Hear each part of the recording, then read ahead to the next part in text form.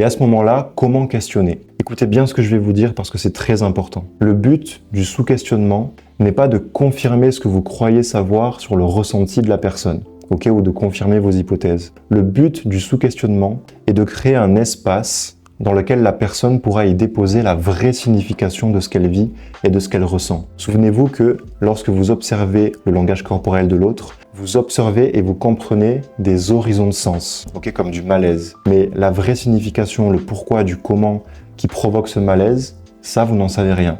Et vous le saurez que si vous questionnez l'autre. Donc vous observez un horizon de sens, ok, comme du malaise, et maintenant vous allez chercher à comprendre ce qui se passe, ou en tout cas à créer de l'espace pour que la personne puisse verbaliser ce qui se passe vraiment. Parce que le pourquoi du comment, ça lui appartient.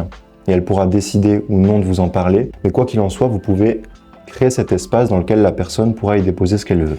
Donc un bon sous-questionnement, ce n'est pas un questionnement qui est précis et qui cherche à valider quelque chose, mais c'est un questionnement finalement qui est très ouvert. Ce qui fait que si vous observez un langage corporel plutôt en lien avec les émotions et le ressenti, ok, imaginons que la personne se sente mal à l'aise, vous la sentez bouger beaucoup sur sa chaise, ou vous sentez qu'elle est agacée, qu'elle est triste, en tout cas qu'elle vit quelque chose, ok, vraiment un vécu à l'intérieur, plutôt émotionnel ou du ressenti, vous pouvez la questionner de cette façon.